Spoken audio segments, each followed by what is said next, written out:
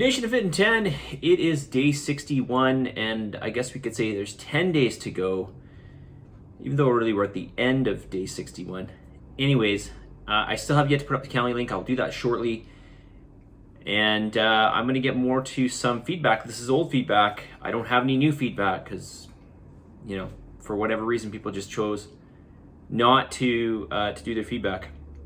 And unfortunately, I hate to make this announcement, but it always happens. There's always one or two, depending on the size of the challenge. We did, unfortunately, lose a member. Maybe if that member is watching, they will come back. And listen, I'm willing to do whatever I can to help you. So, and sometimes this involves a little bit more one-on-one, which I'm happy to do. And this goes for any of you that are struggling.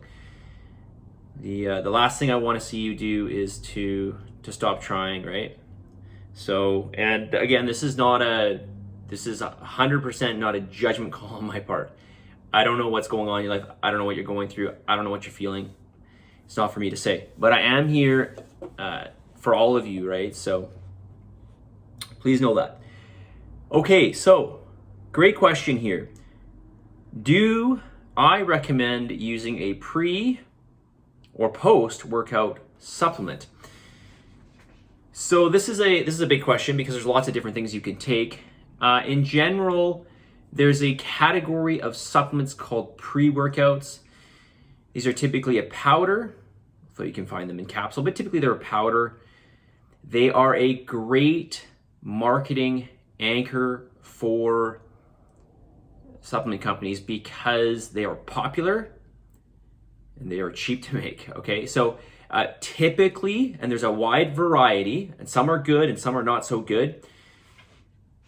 Pre-workouts are designed to do a host of things, or I should say one of many things. So for example, you can get a pre-workout that is more neurological based or neurologically stimulating. So what it'll do, it'll have certain ingredients in there that will help you keep you alert, and not even necessarily a stimulant, just there are certain neurotropics that you can take that essentially just wake you up. They just keep you alert. And I've taken one, I actually carry one called Pre4, and it just keeps you like you're just awake. It's not like you're hyper, it's not like you're fidgety, you're just awake. It's like you slept 16 hours or something. I can't take that, I'm way too sensitive. So there's ones like that. There's other ones that contain stimulants like caffeine or some sort of ephedrine. Well, ephedrine's actually illegal, but maybe some sort of ephedrine derivative or this type of thing. And this is designed to stimulate your nervous system. And this is that feeling, that caffeinated feeling that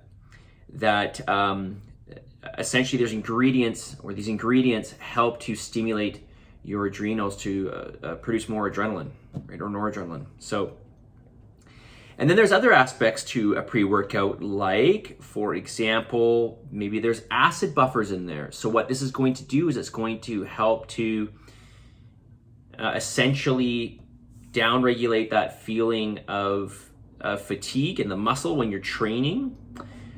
Or there's products in the pre-workout that help with delivering more blood flow to the muscle.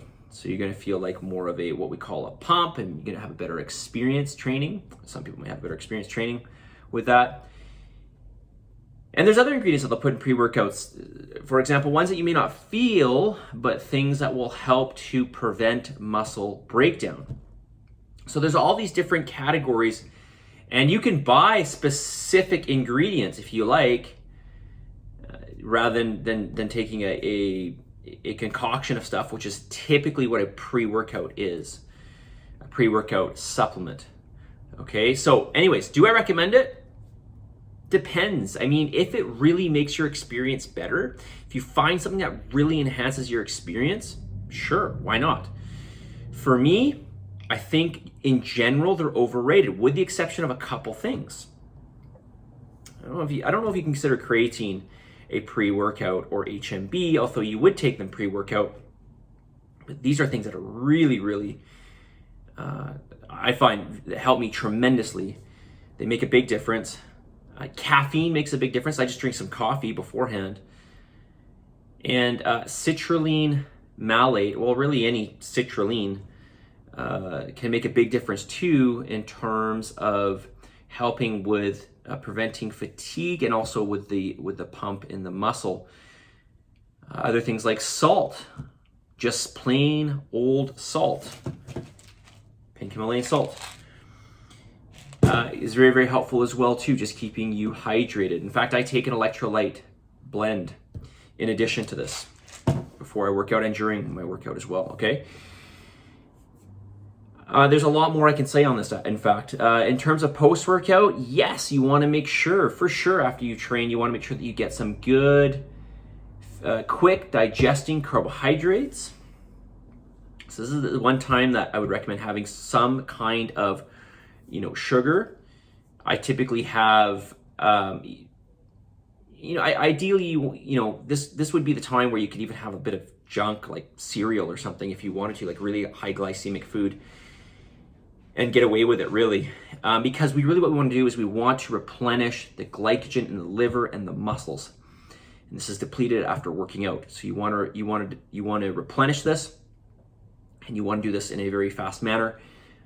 There's no better way than having some quick sugar. But what I do is I typically use a very ripe banana and some pineapple. Those are my sources of quick carbs, you could say, after training.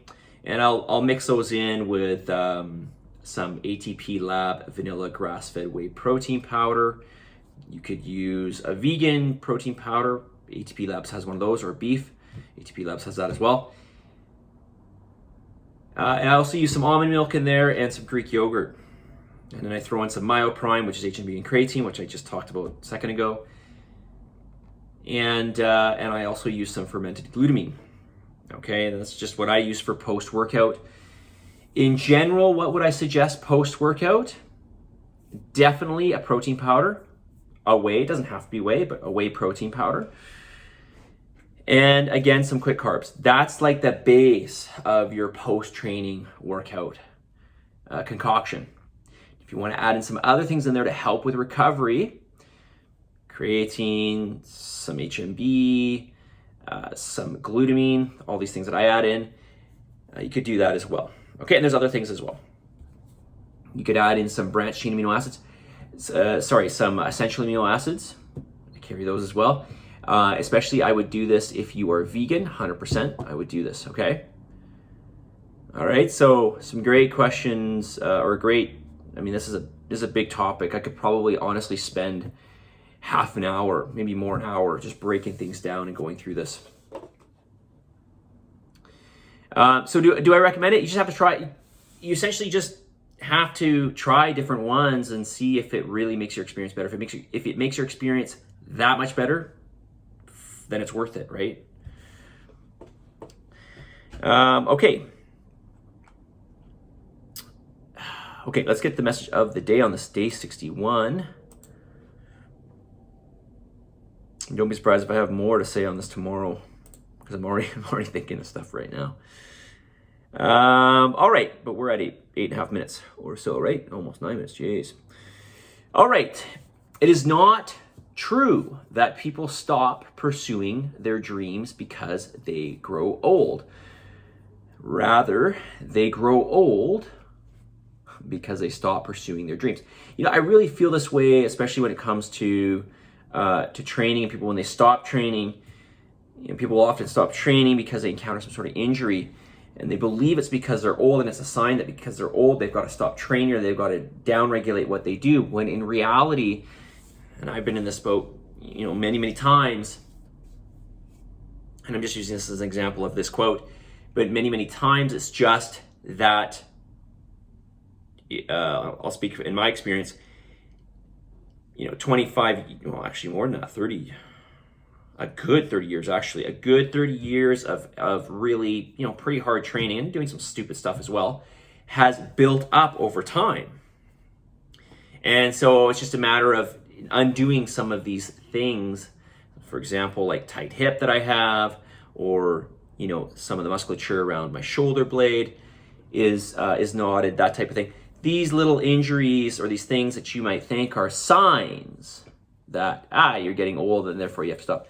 No, these are just signs of, these are just things that, we just have to work on, and they're almost inevitable if you're training with any level of intensity for a long period of time.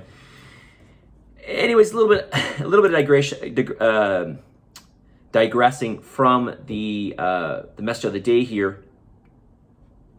But I'm going to encourage you all to keep pursuing your dreams. There's a lot of young people in this challenge, or younger people.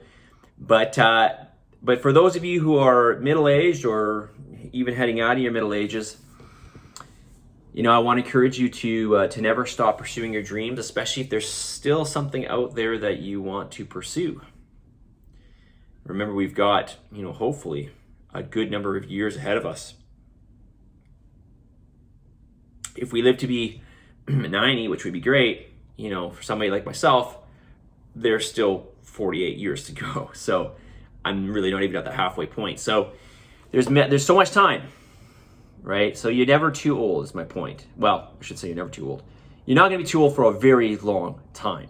So keep pursuing your dreams. And, like the saying says, people grow old because they stop pursuing their dreams. People grow old because they stop training. People grow old because they see their age and they think they're getting old, but they're not old. You're not old. You're not old until maybe you get into your 80s. Then you're starting to get old. That's getting old. But up until that point, you're not old. Okay? You got a lot of years ahead of you. So on that note, positive energy, positive vibes, believe in yourself, and for the love of God, give some gratitude, and I'll talk to you guys tomorrow. 12 minutes, terrible.